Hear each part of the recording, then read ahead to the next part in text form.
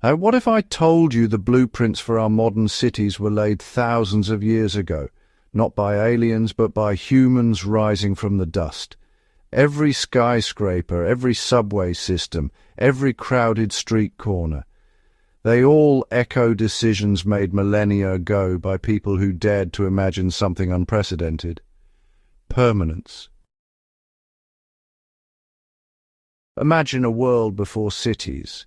Small bands of humans moving with the seasons, following game, seeking shelter wherever night fell.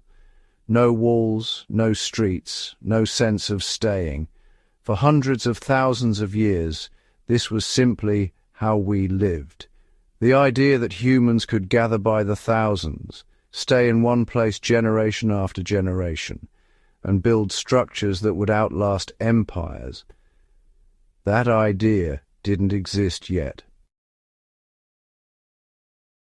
Then, around 10,000 years ago, something extraordinary happened. We learned to grow our own food. The agricultural revolution wasn't just about wheat and barley, it was about control. Control over our food supply meant we no longer had to chase it, we could stay. And when we stayed, we accumulated. Surplus grain needed storage. Storage needed protection. Protection needed organization. And organization needed something new, something humanity had never attempted before. We needed cities. The first urban experiments were, well, pretty humble, just collections of mud brick homes clustered near rivers and fertile plains. Çatalhöyük in modern Turkey, Jericho in the Levant. These weren't cities as we'd recognize them today, but honestly, they were the spark. Populations grew from dozens to hundreds and then thousands, and with growth came complexity. Someone had to decide where to build. Someone had to mediate disputes. Someone had to organize labor for projects too large for any single family. From a few scattered huts to deliberate urban design, the transition was, frankly, revolutionary. In Mesopotamia, along the banks of the Tigris and Euphrates, humanity's first true cities emerged: Uruk, Ur, Babylon, names that still carry weight 5,000 years later. These weren't accidental settlements, they were planned. Streets ran in grids. Neighborhoods were designated for different crafts. Massive walls enclosed them, defining where civilization ended and the wild began. But building cities presented challenges our ancestors had never faced. How do you bring water to tens of thousands of people? How do you remove waste before disease spreads? How do you feed a population that no longer grows its own food? The answer was engineering, on a scale that still astonishes us today. With no power tools, no advanced mathematics, no steel or concrete, these ancient builders moved mountains. They carved canals dozens of kilometers long, redirecting entire rivers to irrigate fields that fed their cities. The Sumerians developed sophisticated irrigation networks with sluice gates and reservoirs, managing water with a precision that some modern systems struggle to match. In the Indus Valley, cities like Mohenjo-Daro featured covered sewage systems and standardized brick sizes, evidence of centralized planning and quality control that wouldn't reappear in Europe for millennia. Water wasn't just about survival, it was about power. Those who controlled water controlled everything. In Petra, the Nabateans transformed a desert into a thriving metropolis through an intricate system of dams, cisterns, and ceramic pipes that collected every drop of seasonal rainfall. In Rome, 11 massive aqueducts delivered over 1 million cubic meters of fresh water daily, feeding public baths, fountains, and private homes. These weren't just functional structures. They were statements. We have conquered nature itself. But you know, water systems were only the beginning. These ancient builders erected monuments that still define our understanding of human ambition. The ziggurats of Mesopotamia, massive stepped pyramids reaching toward the heavens, with each layer representing humanity's ascent toward the divine. The pyramids of Egypt, aligned with astronomical precision, built by thousands of workers who, interestingly, weren't slaves but paid laborers, participating in projects that gave their civilization meaning. The Parthenon in Athens, where every line that appears straight is actually subtly curved, optical illusions designed to create perfect visual harmony. These weren't just buildings. They were theology in stone, power made visible, immortality attempted. Yet behind every grand temple and imposing palace lived ordinary people. And cities, well, they transformed what it meant to be human. For the first time in our species' history, you could live your entire life surrounded by strangers. Your neighbor might be a potter, a priest, or even a merchant from a distant land. Specialization became possible. You no longer needed to know how to farm, hunt, and build. You could master one craft and trade for everything else. Social hierarchies crystallized. At the top were kings, pharaohs, and emperors, rulers who claimed divine right or a mandate from heaven. Just below them were priests who mediated between mortals and gods, nobles who administered territories, and generals who commanded armies. Then came the merchants, growing wealthy on trade routes that connected distant cities. Artisans and craftsmen formed the middle class, respected for their skills and often organized into guilds. At the bottom were laborers, servants, and enslaved people whose toil, honestly, made everything else possible.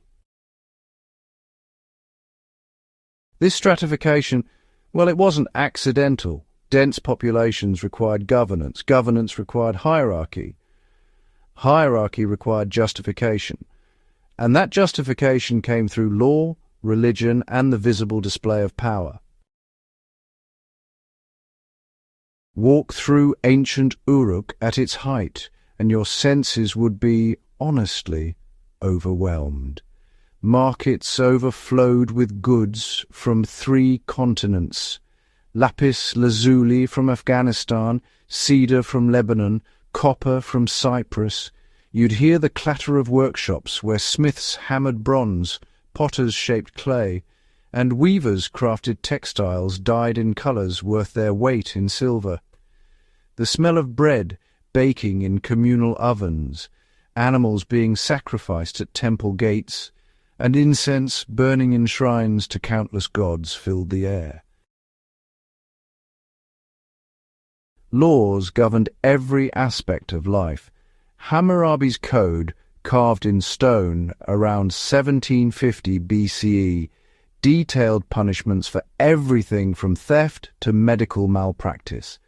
An eye for an eye wasn't cruel, it was revolutionary, establishing that justice should be proportional, that even commoners had legal protections. Trade required contracts, property rights, and ways to resolve disputes without violence. Cities became laboratories for social technology, inventing bureaucracy, taxation, written records, and institutions that would persist for millennia. There was even entertainment. Romans flooded the Colosseum for mock naval battles. Greeks gathered in amphitheatres to watch tragedies exploring fate, justice, and human nature. In ancient China, cities hosted festivals with acrobats, musicians, and storytellers preserving oral histories. Cities weren't just centres of production, they were centres of culture, where art and ideas flourished, because, for the first time, enough people had enough leisure to create for creation's sake. But cities, for all their grandeur, were fragile. Climate shift could doom them. When monsoons failed in the Indus Valley, Mohenjo-Daro couldn't sustain its population. When drought struck the Maya heartland, magnificent cities like Tikal were abandoned, swallowed by jungle. Environmental degradation played its part too: deforestation, soil depletion, overgrazing. The very success of cities put pressure on the ecosystem supporting them. Invasion was always a threat. No wall was truly impenetrable. The Hittites sacked Babylon. Alexander razed Thebes. Rome itself fell to waves of migrations and invasions. When a city collapsed, thousands could die within days, from violence, from starvation, from disease that spread rapidly in dense, unsanitary conditions. Internal strife tore cities apart from within. Civil wars, succession crises, revolutions of the oppressed. When the center couldn't hold, everything unraveled. Markets closed. Trade routes were severed. The specialists who made urban life possible fled or starved. Great libraries burned. Knowledge painstakingly accumulated over centuries vanished in a single generation. But here's what's remarkable. Even when cities fell, their legacies persisted. Survivors carried knowledge to new places. Conquerors adopted the technologies and ideas of those they conquered. Rome fell, but its legal concepts, architectural innovations, and urban planning principles were preserved by Byzantium and eventually rediscovered by Renaissance Europe.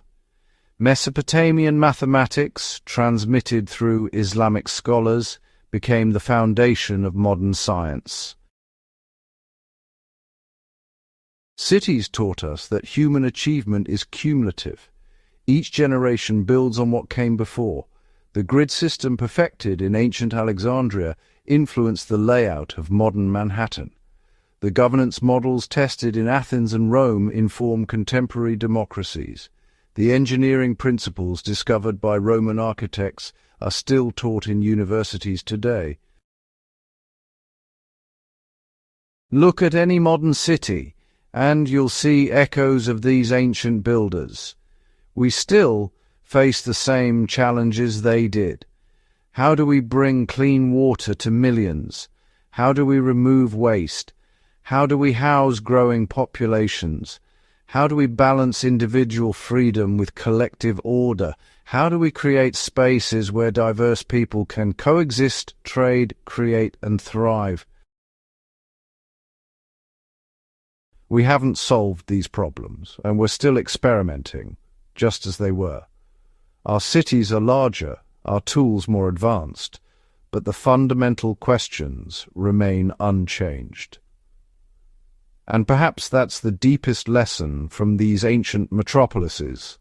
City building is never finished. It's an ongoing human endeavor, always evolving, always adapting, always reaching towards something just beyond our grasp. These ancient builders rose from dust and created empires. They proved that humans, when united by vision and purpose, can accomplish the impossible. They showed us that permanence is achievable, that knowledge compounds, that civilization, for all its flaws, represents our best attempt at transcending our individual limitations. Every time you walk down a street, turn on a faucet, or marvel at a skyline, you're participating in a story that began thousands of years ago with people who dared to dream beyond survival. This is the legacy of the ancient city builders. This is Through Time. If this story moved you, don't let it end here. Subscribe to Through Time and share this journey with others, because understanding where we came from is the first step toward deciding where we go next.